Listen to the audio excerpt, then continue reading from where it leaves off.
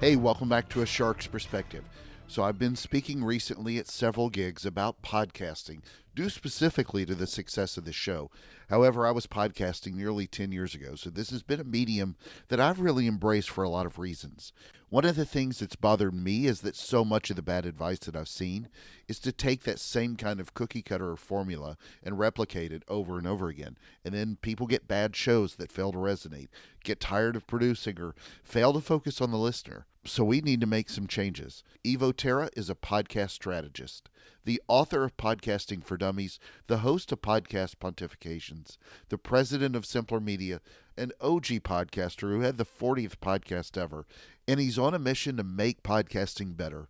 And on this episode, we'll discuss the early days of podcasting, writing a Dummies book, assets instead of episodes, upping the quality, cutting through the noise of other podcasts, not doing cookie cutter shows or taking bad advice that still a lot of people don't understand today, looking at fictional podcasts for brands, and a lot more. So let's tune in to an OG podcaster with an OG shark on this episode of A Shark's Perspective.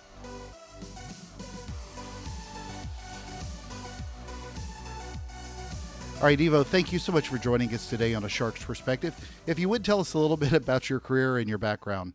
Holy cow, do we have enough time for that? It's a 2-hour show. Yeah, I'll see what I can come up with here. So again, thanks for having me on the program. Absolutely. Yeah, I think we're here to talk about podcasting, and that's kind of what I have done on and off for the last 15 years. I am one of the OG podcasters, according to Podcast Alley, which was the thing we had way back in the day before Apple came along. I had the 40th podcast ever. So that definitely puts me in the early adopter crew and have been off and on into podcasting since that time. I'm the author of Podcasting for Dummies. I started a company called podiobooks.com. We were helping underpublished authors get their books out in podcast form. That was a lot of fun. Had about 700 titles. We helped do that. And these days I run a daily, 4 times a week show called Podcast Pontifications, where I talk about ways we can make podcasting better. And I am the president and CEO of a company called Simpler Media, and we do podcast production services like an agency, but only podcasting for a variety of clients around the world. So what was the first podcast? Do you know? Was it Adam Curry, right? Yeah, it was Adam Curry's Daily Source Code. Yeah. It was number one because it was Adam and Dave Weiner, to give a little history lesson, that got together and created this thing that we now know as podcasting, and then a bunch of other ones cropped up pretty quickly after that. It was fun back in 2004.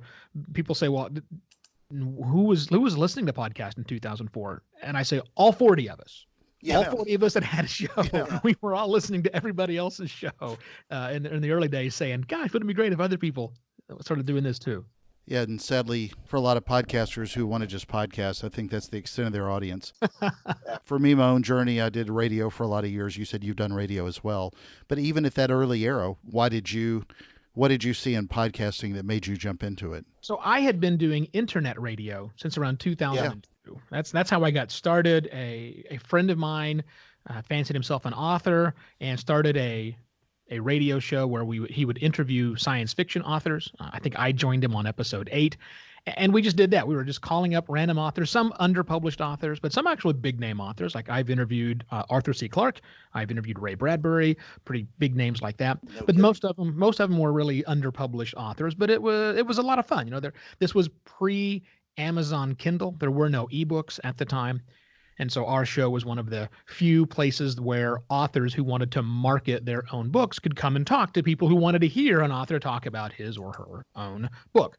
So that's how we got started on the program. And we had it syndicated. We had about 6 terrestrial stations as well as XM satellite that took our show. So we were burning a CD. I think this is very funny. We were burning a CD of our show and sending it to XM so they could shoot it up to a satellite. Very weird. Very weird. But we were doing that. But also, we had a blog, and we would we'd load the MP3 file onto our server and just put a little real player on the website. And we had a lot of people around the world or around the country, whichever, that would listen to our show that way. That they weren't in the target audience. We were, in the target markets we were in, but so they would just go to the website and listen. So when I found out about this thing called podcasting, we had everything. We had an RSS feed, we had CD, we had MP3 files, we had a blog. All I had to do was hack together the enclosure tag, which was very, very simple, and boom, we were podcasting. So for me, it was a no-brainer in that, oh, it's one more distribution method for our show. People can now subscribe and listen to it. But the immediate thing I saw was, here's an opportunity for underrepresented voices to do something special. It's a brand new medium. It's the democratic web, but done in audio form now. How can we make content that appeals to people who want to listen to this new medium? So how did you get involved with Podcasting for Dummies? Well, one of the very first authors, or one of the early authors that was on the show I listened to, was a guy named T. Morris. He's a fantasy author. We interviewed him a couple of times. And I called T like the day after I found out about podcasting and said, hey, man, you're into this kind of stuff. There's a podcasting thing. You should do something with it. And I called, I don't know, about a dozen other people, just letting them know about this new thing called podcasting. Well, T called me back several days later and said, hey, I got this great idea. What if I release my book as a podcast? And so I helped him. He had if not the first, one of the first 3 books ever available as a podcast. And I helped the technology piece of all that. So that was going great and going fine. One day I'm driving home and I get a phone call from T. He lived on the East Coast. I live in Arizona. And he says to me, hey, my agent just called me and she wants me to write a book about podcasting. And I said, why does she want you to write a book about podcasting, T? You don't know anything about podcasting. He said, I know. That's why I'm calling you. So I said, well, sure, we could maybe write but a book? I mean, it's not that much to podcasting. I don't know, maybe a pamphlet. Call your agent back and find out what she means by a book. Hangs up, calls me back 3 minutes later, and he says, she wants 266 words. I said, that's an oddly specific, not words. I'm sorry, not words, pages. And I said, okay. That's an oddly specific number, 266. Find out what is this book she's writing? Calls me back and says, yeah, it's for dummies. And I said, oh, well, tell her we'll do it. And I mean, that was it. It was like, because I knew if it was a for dummies book, 0 marketing is required from me. Exactly. Take care of that. Those books sell themselves. You walk by the shelves. If you're looking for a how-to, you either buy the For Dummies book or you're completely repulsed by it. One of the two. There is no maybe. So that was how I got involved, because T had a relationship with his agent and he asked me to be the co-author, and there we go. Yeah, but to your point, there are a lot of people. I'm going to bet you that Pat Flynn has a copy of Podcasting for Dummies sitting on his shelf. I know a lot of people in marketing and a lot of the different forums have those books. They're great. They're great go-tos. And some of them go a lot deeper. Nobody had really written out a podcast book at the time anyway, so you've been all in for quite a few years. Mm-hmm. When you look back at your own career doing this, I don't think people really understand the lineage of podcasting and how not that long ago this was not even a thing. I mean, you've been all in on this and for a guy that went to school to get his degree in zoology, zoology to computer information systems, I know, zoology to CIS, and then you become the podcast guy. If you had to look back at your own career, you could write a book just on what you've learned yourself and on the mistakes you've made. What are some of the biggest mistakes you've made in podcasting from way back when to now? I guess if anything, it was not realizing how different this medium was going to be. Yeah. Because when I jumped into podcasting, so all the things that you mentioned, but I also had a career of running digital advertising agencies at the same time.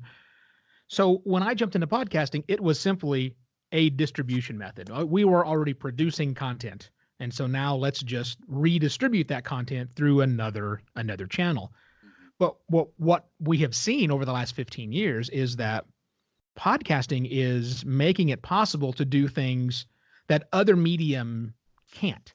You just really can't do some of the things on television or radio or print that you can do in podcasting. I mean, people are now who have a great story to tell, who now have to decide, what should I do? Should I try and go get some television production studio involved with this? That's going to take time, effort, money, and, a lot of no's. Or maybe I just take about, a fraction of that money, 1/10 of it, and make an amazing podcast series to see if we can get some attention that way.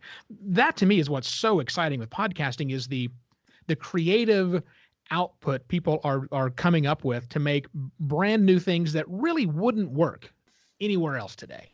When you look at stories, do you look at an end to your podcast? Because you've done and produced a lot of podcasts that you host and you produced, but do you always look at these as a limited series, or do you look at these as an ongoing Evo Terra show that'll go on forever and ever and ever, or more finitely? And the reason I ask that is because I'm wondering how much of this for you and for a lot of the great podcasters out there, how much of it tends to be a great story versus being a great storyteller. Because there's a lot of times that when you listen to several of the shows are great, you can sit behind any kind of podcast, which you've done on multiple occasions, and tell a story and people would listen.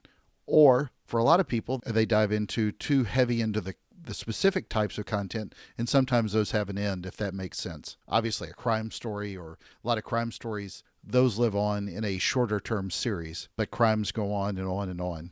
And it doesn't necessarily need to be a series like 60 minutes or a series like Bardstown, which is a story of one person that happens over a shorter term, if that makes sense. Yeah, it makes sense. And the great thing is there isn't an answer. There are lots of Thank you. Yeah, lots of ways you can do this. And even for me personally, I've done some shows that were finite, that I had a beginning and middle and an end planned, and that's been done. And once they're over, they're over.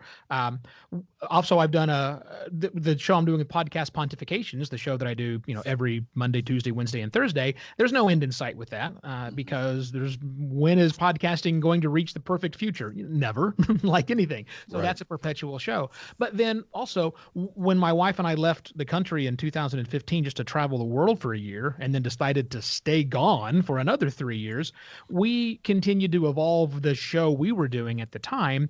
About every 30 episodes or so, we'd take a break and then come back and totally rebrand it because we had a different idea and approach we wanted to do.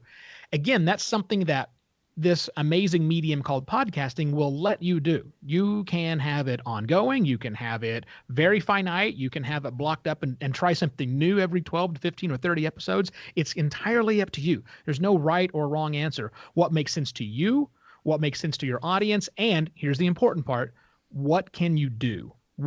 How can you tell this story in a way that makes other people interested enough so that they want to keep listening to you?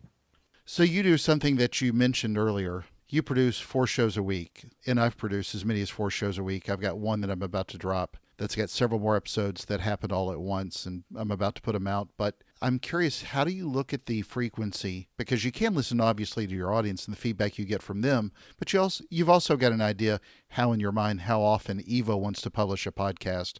And some of that, you just need to march forward with your own idea. What sort of is your strategy on frequency on how little or how often you want to produce a show? There's a lot of factors that go into that. Probably the biggest one is my own bandwidth or your own bandwidth. What makes sense to you? What can you do?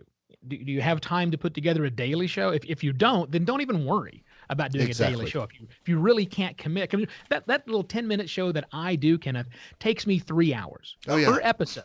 3 hours, and this, right? It's a 3-hour job. So that means that's if everything goes well. If you've got audio problems or something re-recorded takes forever.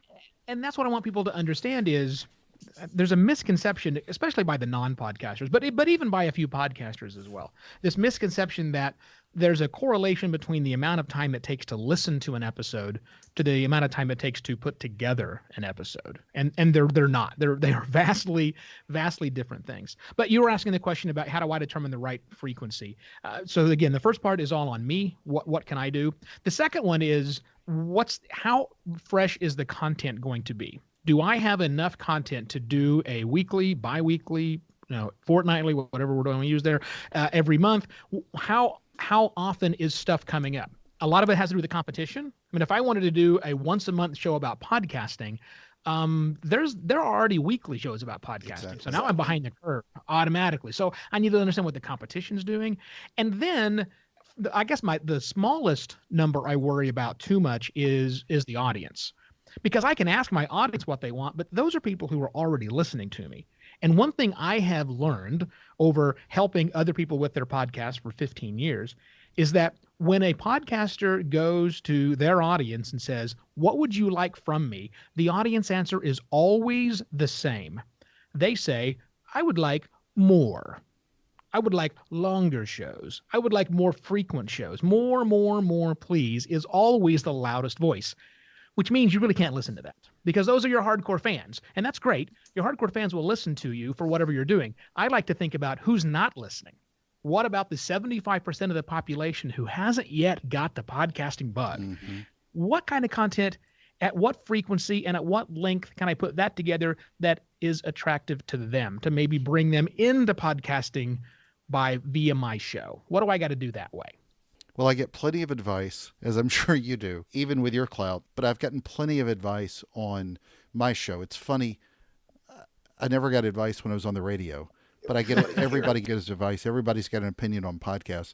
And I'm going to name drop a minute because I had a pretty good run with some top names in marketing for my show. And I had Scott Brinker, and I might have gone a day or two, and then I went Chris Penn, and then I might have gone a day or two and had Joe Plitzy, Jay Baer, Ann Hanley, who was the 100th show. Michael Brenner was right after that. These were all within about 2 weeks. And people are like, no, you got to leave these out for a week and a half. And I'm like, no, I don't have to do that. Got some of the top 10 or 15 influencers, just boom, boom, boom, boom, boom. And if I want to deliver great content to an audience, when they want to consume it, it isn't just me. These are smart marketers that are giving some great advice in marketing. Mm-hmm.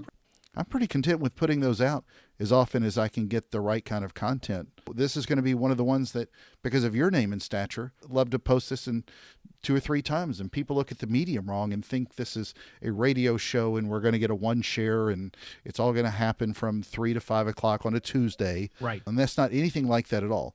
Think about the bad advice that you've gotten over your career. Think about the bad advice you've gotten from other people. And if you had to take the normal misconceptions for podcasting, what do you want people to not do that they're being told, that you hear them being told to do all the time?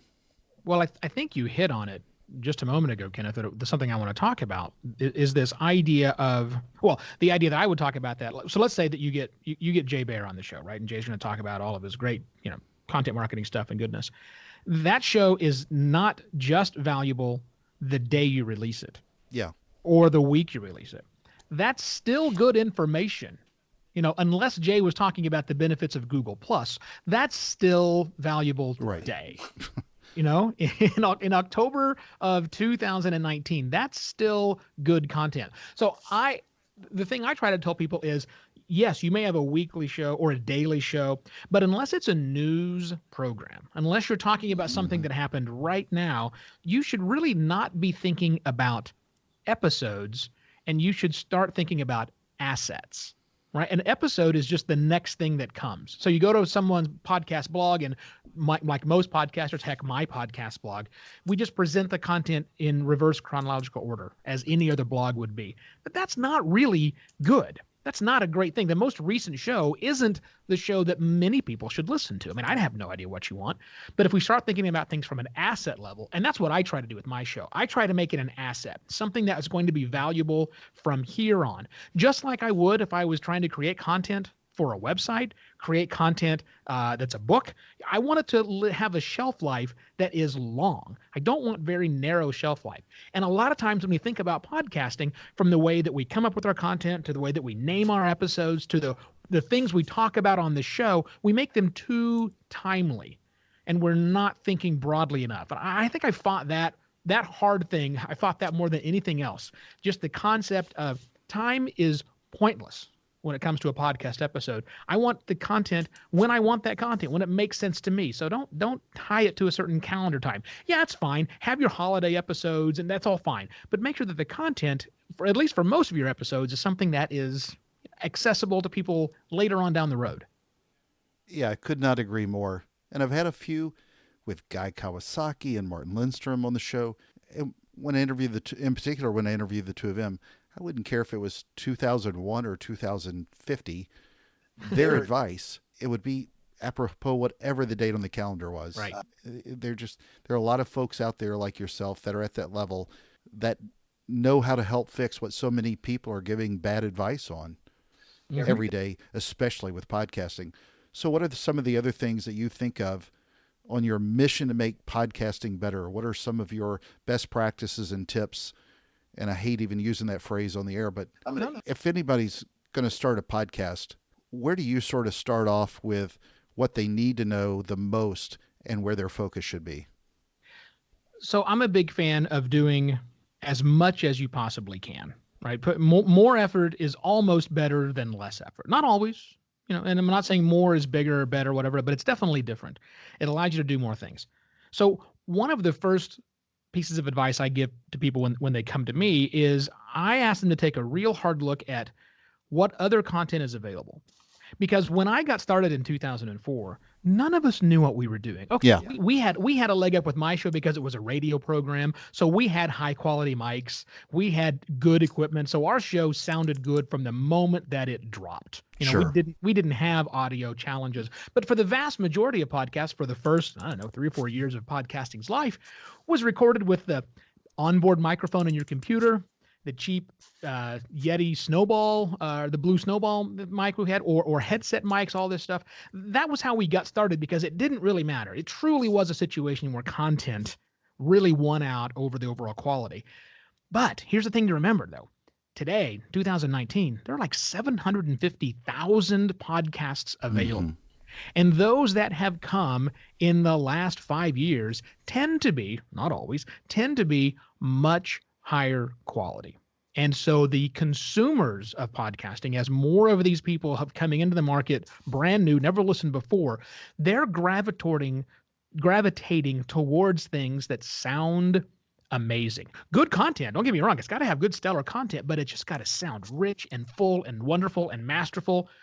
That's what people tend to gravitate to. Not always, tend to do that. So one of the misconceptions I hear a lot from people is quality doesn't matter. If you just do really good content and you speak clearly, that's good enough. I'm not so sure it is anymore. It'll probably be fine, but you can probably do a whole lot better if you try and up the overall quality, because the audience has choices. If they can't get the quality they're looking for out of your show, chances are there's somebody else doing a program just like yours that maybe they care a little bit more about the final product. Yeah, I agree. So when you mention the number of podcasts, I don't even think we've really scratched the surface yet with brands getting involved. No. And I talked about this at a conference last week. Half the brands are scared to do it, don't know how to do it, don't know what to start with. And I think when you've got these blogs that you've been writing out there, there's your basis for a lot of your stories. Not necessarily a script, but just taking those and recreating those as a downloadable podcast. That's one thing. And then you can build out some amazing stories like you did and played a part with Searching for Salai, the SAP podcast that won best in, I forget the name of the award, the best content marketing project at Content Marketing World. Right. Talk about your involvement with Searching for Salai. I think one of the great things about more brands, especially big brands like SAP, getting into podcasting is they have the ability to do things that we mere mortals don't. One of the things that they have access to is a lot of money. They are First thing I thought about. Yeah, I mean they can afford to be creatively brave because they have money to put towards a project. So with Searching for Salai, and Ginger will probably tell the story better than I could. Ginger Shemp, she's the marketing coordinator that put the whole thing together. It was a bold idea. Let's use science fiction to tell the story in an extremely soft sell of our product called Leonardo, because maybe nobody really wants to listen to how great this Leonardo product is over and over again. I mean, I know I wouldn't listen to that, but then again, I'm also not the target audience, right? But a time travel story, I'm a sucker for science fiction time travel stories, and one that just happens to feature some of the technology that Leonardo imparts to people. It's to me, it's clever. It's interesting. It was pioneered by GE. They did a show called The Message. Yeah, The Message. Yeah, The Message. Thank you. Yeah, that's what started it off. And so when Ginger and her team got involved, when I got involved with it, they had luckily most of the work done. I mean, they had the script, they had all the content. It was just a matter of, okay, now we've got this wonderful 9-part story. What do we need to do distribution wise? How do we get it out? What does our microsite look like? What platforms do we put it on? How can we make sure that the widest audience possible sees that? And that's when they came to me and said, can you help? I would have loved to have gotten involved even earlier in the project, but I was pretty happy with where it came. And then also winning that, Best in Show award, whatever it was called, from Content Marketing World, that was fantastic. I'm so thrilled that her team won that award. Yeah, no kidding. And nobody wants to be sold to anymore, Yeah. especially in a podcast.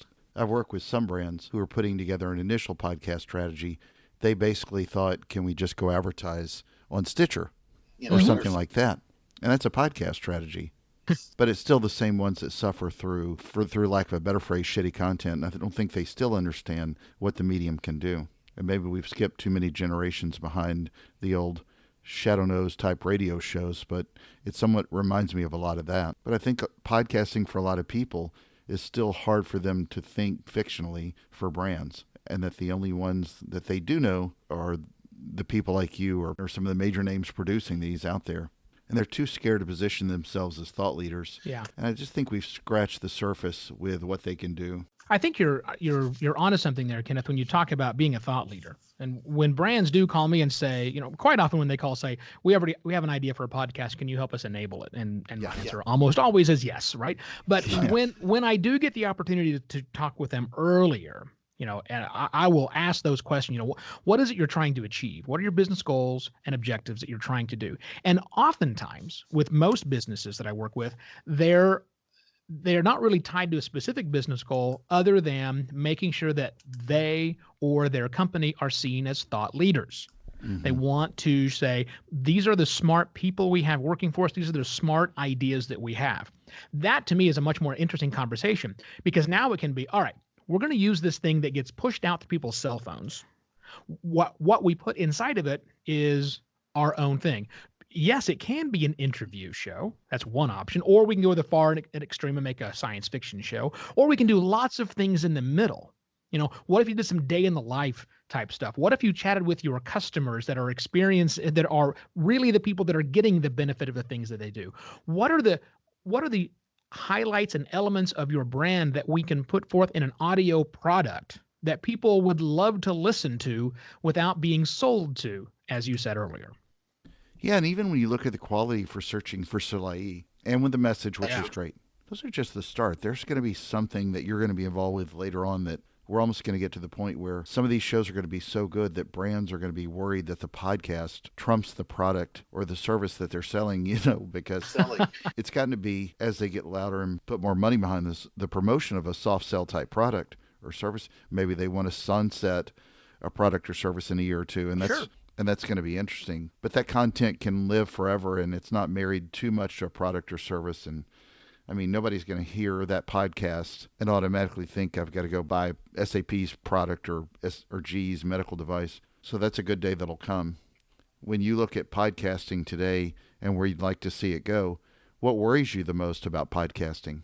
I worry that we're taking too literal of an approach to podcasting. And what I mean by that is we're taking it from the idea of it's a microphone where one or more people talk back and forth, right? And that's true, but the microphone and the headphones and all that stuff, that's not really what's important. What's important is what people get out of the other side of it. So it goes back to that idea of creative bravery, that we are our own limiting factor. The things that we put out are what's going to limit podcasting. It's not the audience. The audience is looking for new, innovative, interesting things. And the good news is creative podcasters are fulfilling that need every single day. And that means businesses have to play catch up. But businesses have always played catch up. Absolutely. People don't want to hear from your business. They want to hear from their friends. They want to hear from great storytellers. They want to hear that. You've got to play in that space by also being a great storyteller as your brand. That's not easy to do. I get it. And it's not something you can just simply copy what somebody else has done. So that's one element, is just businesses being able to try and compete at that level with the individuals. The other thing, I mean, there's a lot of things that worry me. There's a lot of challenges we have in podcasting. One of the biggest things is we still haven't overcome the grandmother problem. And the grandmother problem is pretty simple. Tell your grandmother to listen to a podcast. Okay. Well, I guess my wife's a grandmother now and she can, but understand what I mean by that, right? The older generations and level, it's still too hard. It's still not as easy. When you turn on the radio plays. When you turn on the TV plays. Now, that's a little different for the on-demand services. Right. When I launch Netflix, a show doesn't start playing. Well, I think actually it does now. If I don't move exactly, it will eventually. It keeps going and going. Yeah. And I think that's fine for television. Look, that can't happen in podcasting. How would a podcast player choose which show of the 750,000 to play? So I don't think the solution is just make podcasters start playing automatically. I don't think that's it. But I do think we need to make things a little simpler because it's getting bifurcated. It started split around and now it's going to be even more split together. I don't think we ever get to a unified, let's make it like YouTube world. I mean, we thought about doing that in 2005, but we decided not to do that. But I still think we, the podcasters and the technologists that are empowering podcasting, need to work together to make sure that it is easier for the 75% of people who still don't listen to podcasts on a regular basis to get into our world. Oh, agreed. And adoption is still a problem with podcasting. And those grandmothers are the same ones that still have the VCR that's blinking, 12 o'clock. That will lose most of the people who listen to podcasts who don't know what a VCR is. But for us of the older millennial range, I'll tell you what my fear is. One of the big problems I still fear a little bit is the amount of noise with people that are rushing to produce podcasts. Mm-hmm. And of that 700 something thousand that you're talking about, 695,000, it feels like, have disappeared after 10 episodes or less. Yeah. And that's the norm. And it's just become such clutter in the last few years with podcasts. And granted, I started this one after being in radio, but I made a commitment that I was going to see through this long term. I can't tell you how many friends have told me in the last year that they started a podcast and then it went away after 3 to 15 episodes. And having that short-term strategy is a problem that marketers and people in general have whenever they launch anything. And it becomes such a problem that it's creating a lot more noise. And I think that I'm worried a little bit that it's going to become like blogging. And then do we need another blog today? Do we need another blog today? No. And there's so many freaking blogs out there.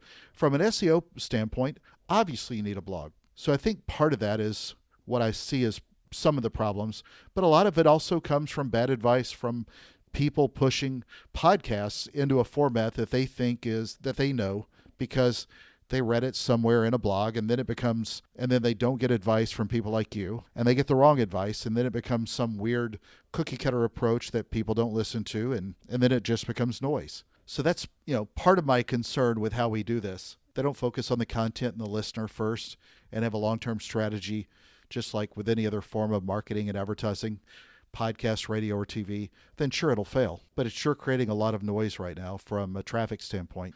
Yeah, you're right. I mean, the average number of podcast episodes is 7. That's if you can make it to 7, you can probably keep going. But yeah, shows typically fail. You talk about marriage or podcasts? Usually around 7 episodes. Getting past that, you're probably in the home stretch. Yeah. The real big challenge that I think that blogging falls for business as well as podcasting for business is the web's not broken up into business versus non-business content. Yeah. It's just content.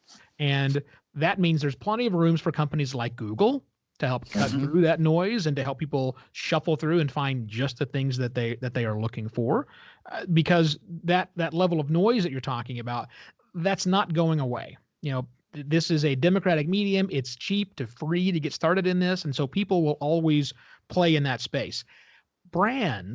Businesses don't take the hobbyist approach. That's a recipe for of zero success. Not always. Some definitely. There have been definitely shows out there that have just started because a couple of people in accounting wanted to do a show for their business and boom, success. Congratulations. But by and large, businesses following the path of hobbyist shows will not find success. It's different. You do things in business because they generate income, they generate buzz. There's got to be some business outcome. And far too many business podcasts have no idea what business outcome they are trying to influence. And if you don't start with that, I don't know how you find any sort of success. Agreed. Do you give people, when they come to you, do they generally have a pretty fine line with figuring out whether or not they're going to podcast as an individual versus a brand? And the reason I say that in that way is you have a lot of entrepreneurs, a lot of influencers who themselves are their brand. But you've done it. You started a podcast company, or a podcast production media company. Yep. I hope that's not an unfair way to say it. But your name is a big part of the brand. as well. And you're also hosting a lot of podcasts. So a lot of people, you have a little bit of a unfair advantage in that you are a legend in this sport, if you will. But for a lot of people, they don't know where to figure out if they're doing it as a brand or as an individual, or does it even matter to you? That's one of the first things we want to talk about with the clients Perfect. that I have is how is this going to play? So who has the bigger voice? Yeah. Honestly. And quite often the answer is really neither. I mean, the brand, the business, the professional service. I work with a lot of professional service providers as well as a lot of small to mid-sized businesses, and they're not really known outside of their customer list. So what I typically wind up convincing them to do or suggesting that they do is let's find somebody inside of your organization who has, if even if they don't have a big platform, maybe we can build it around them, because sometimes, not always, sometimes it's easier to build around a personality, especially if it's an interview driven show or if it's a single person giving the narration. Oftentimes, not always, oftentimes the host gets a lot of the power, and it's as much, or in some cases even more so, the host name as opposed to the business name. But again, not always. Going back to SAP and searching for Salai, right? I mean, there's not a person behind that. You and I know that Ginger's behind it, but nobody else knows that. Mm-hmm. The listening audience knows. That's because SAP, those three letters, have a much bigger name than anybody else inside. The Trader Joe's podcast, for example, leveraging Trader Joe's name. Choiceology by Charles Schwab is leveraging Charles Schwab's name, not the host of the particular program. It really depends on who's got the louder voice. And if neither of them have a loud voice, then I typically tend towards the host, just because it's a lot easier to think of somebody's name as opposed to think of a business's name. Yeah, and fun fact, Ginger was giving me a hard time about it again last week at the conference, is that her name is spelled incorrectly on IMDb if you go look up that podcast. There's an R in there. There's a shrimp instead of a shimp. Yep. But it's a brilliant effort. Where would you like to see podcasting go in the future if you were giving a broad piece of advice, whether it was to individuals or brands, and where you want to see the space go? Where would you like to see it evolve? And I ask this question often to podcasters as well, because we've heard a lot of people say we'd like it to turn into what we wanted radio to be. And then that's a wonderful phrase that a lot of people say, but it's also a very broad as a barn phrase. Where do you want to see it go? I would turn that around, and I would, instead of seeing where podcasting is going to go, I would rather see, let's see how these businesses or these individuals who are business minded can adapt better into podcasting. How can these people, these organizations, take a podcast first approach? You and I are old enough to remember when businesses had to make the change from desktop publishing to mobile first, when we had to start designing our websites for mobile devices first, because 80 some odd % of activities on a mobile device.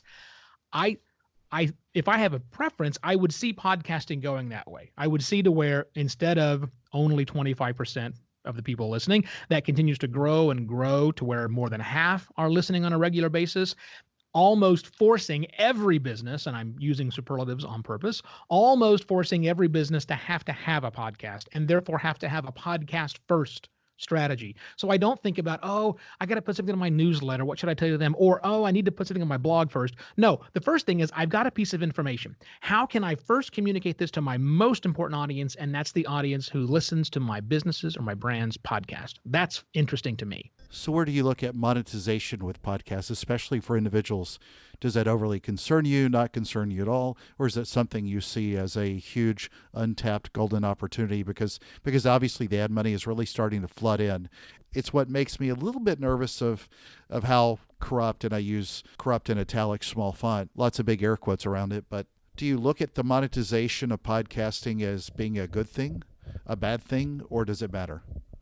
I think it's a great thing, honestly, because it is fueling those people to do creative things that can attract a big audience. I think it's good. I think there are a lot of problems that the podcast advertising industry needs to face. They tend to, and I hate to talk about that, but I'm not going to, the podcast advertising industry complex, tend to see podcasting more akin to radio than digital. And I think that's a giant mistake. Exactly. I can't stress enough how big of a mistake that actually is, because, digital advertising was worth $111 billion in 2018. $111 billion worth of digital advertising dollars. That's where we need to go. But because of this weird medium that we have, this decentralized nature of it, it's very difficult to place ads. There isn't a Google AdWords for podcasting. Exactly. So all of the advertising dollars that we're seeing flooding into the market these days are flooding into the biggest shows, because it is a very laborious process to even traffic an ad on a podcast. It's hard work. It's multiple days, if not multiple weeks. You can't afford to do that across the entire breadth of shows. You focus in on a handful. That's why all of this power is concentrated into a handful. But I don't worry too much about that for my business clients. And most of them bring it up. Hey, what about monetizing? And I always turn it around to them and say, so do you run ads on your website? Yeah. Do you sell sponsorships to the newsletter that you put out? And they all look at me like, why would I want to do that? Same thing. There you go. What this is, right? Because chances are, if you're a business talking to your customers, you're probably going to get hundreds of downloads. If you're lucky, you're going to get 1,000. Great. You just sold an ad for a $25 CPM. That's $25. Quick, go run into your CFO and told him you found $25 to put on the line item for the month. See what kind of big old fat bonus you get. Exactly. Get out of my office. $25? What are you talking about? What are the podcasts that you listen to today that you enjoy? So I have about 100 and I run the Phoenix Podcast Club, and somebody asked me this the other day. How many podcasts do I listen to? And I gave them the answer. And so this is me vamping for time. I have 128. Jeez. 128 that are in my podcast queue right now, and they're split up over a variety of topics. I'm getting into a lot of the daily shows now, because now finally we're able to do day parting. Like there are two shows that come out at 5 p.m. East Coast time, and I'm a West Coast guy, which is great. So they're available for me sometime in the afternoon, which is great.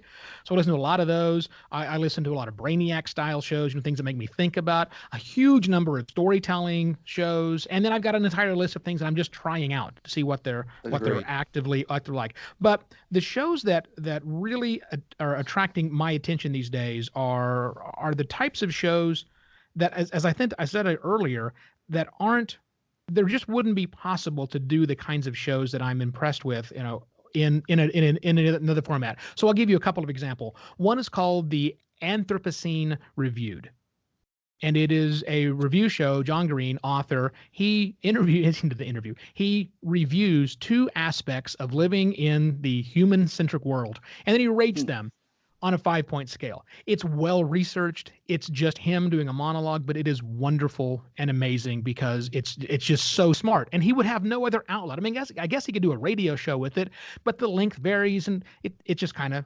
complicated. I'm a big fan of 99% Invisible, one of the original shows from way back in the day. Roman and crew does a lot.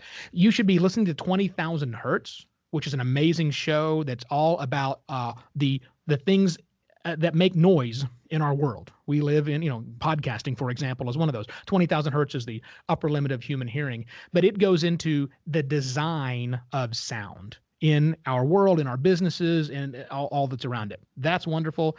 And then there's a great show called The Dog is Dead, to kind of go far afield. It's a collection of short stories that all start off with the same line: the dog is dead.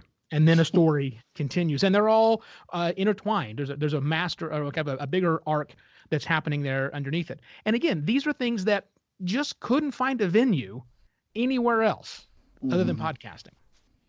Well, Evo, it is way too hot where you live. Too much desert. You suffer from the same heat, not the humidity.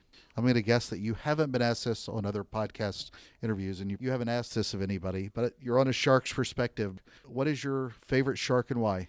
As a scuba diver, you should have a favorite shark. Right. Yeah. Let's see. If I had to pick one, I think the only one I'm going to pick is the only one that I have ever seen in the wild. Really? When I was actually diving, yeah. And I saw what again, I have to go with what the dive master told me on this one. Because I don't know. It's not like I'm not an ichthyologist. Yes, I studied zoology in college, but that was 30-ish years ago. It's been a while. So I saw a black tip reef shark during one of those, which I guess is supposed to be pretty aggressive. Is that true? A little bit. Okay. A little bit. Yeah. So it's also my newest tattoo as well. So oddly enough, I've got a black tip reef shark tattoo. But I promise you, there were more sharks that saw you than you saw them. Exactly. So, Evo, it's a special time of the show. Are you ready for the 5 most interesting and important questions that you're going to be asked today? Well, it's that time. So ready or not, here I come. All right, number 1, Phoenix or Thailand? Phoenix. Really? Okay. Number 2, zoology or computer information systems, going back to your career? Yeah, zoology all the way. All right, good. Number 3, Stitcher or Apple Podcasts? Apple Podcasts. Why so? Why so, did you say? Yeah. It's because 60% of the world still uses Apple Podcasts. And therefore, I need to know what's happening. And they're the only ones that take full advantage of all of the extra tagging stuff. I love Stitcher, don't get me wrong, but yeah, they leave a few things to be desired. I prefer Apple as well. You just gave a more eloquent answer than I would have come up with. So I appreciate that. Number 4, podcast host or podcast producer for individuals and brands? Oh, wow. What's your true passion? And brand, yeah, it really does come down to your passion, but you probably should start as a host, and then once you realize that how hard that is, but also the grief that those have gone through, maybe gravitate towards the back end. I gotcha. Let somebody else stick their neck out. Number 5, and the most important question that you're going to be asked today is biscuits or cornbread? Not a lot of biscuits and cornbread choices in Thailand, I'm guessing. No, but and this is kind of a tough one. I'm a biscuits and gravy guy from way back in the day, but I've had some pretty amazing cornbread in my time. So I think today I'd go cornbread. So Evo, where can people find out more about you, keep up with what you're doing, listen to the podcasts, grab the book, and more? Yeah, sure. I would suggest if you want to follow the antics that I have going on and you want to see what I'm thinking about podcasting outside of what I do in my daily show, just follow me on Twitter. That's where I'm most active. I'm Evo Terra, simple enough, on Twitter. If you do want to keep up with the latest things in podcasting and where it's going and how we can advance podcasting to make it better, Pontifications.com. Again, 4 times a week, less than 10 minutes. Can't miss it. And if you need some help putting together a podcast for your business, go to podcastlaunch.pro. Awesome. Evo, thank you so much for being with us today on A Shark's Perspective. Thank you, sir.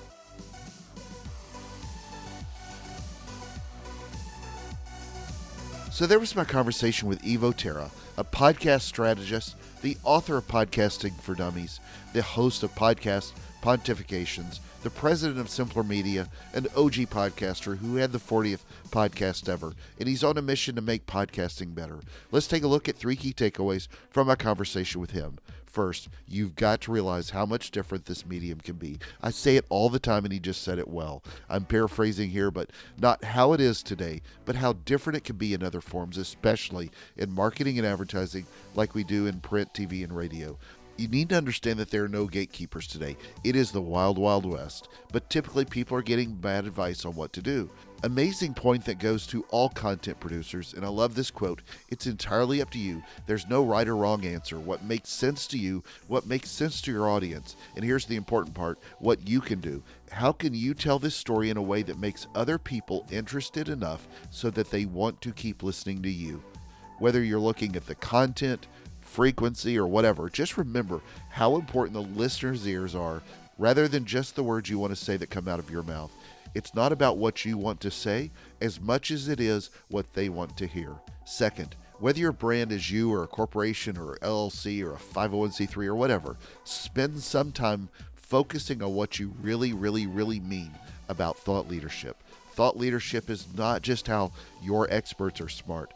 It's also in podcasting, creating something that people will take the time to listen to, that's infotaining, that helps them solve problems. Again, the point of podcast content is not to just create content because you've got a brand. We've got plenty of podcasts already, plenty of blogs. Think about it that way. You're free to get into the water, but is the podcast for your brand truly focused on helping demonstrate thought leadership that helps your listeners and consumers? Third, think about evergreen content. Unless it's a news program, don't think of it as episodes, but instead assets. That's something valuable from here on. That was some great advice he gave. Look for something with a long shelf life and not too timely. That's what he's fought the most. So I do the same thing with a lot of the top names that have been on my show, and I consider their advice, especially on the fundamentals, which almost always rings true. for a very long time. A lot of their advice is timeless. A news story or Facebook's newest algorithm change, for example, is important for a news cycle or until that algorithm changes again. However, the advice from a Guy Kawasaki or a Martin Lindstrom, previous guest on my show, will last a very long time. So consider looking at your podcast episodes and would someone want to listen to it over time? It will help you frame the context of the conversations and talking points going forward. Got a question? Send me an email to kenneth@asharksperspective.com. Thank you for the privilege of your time.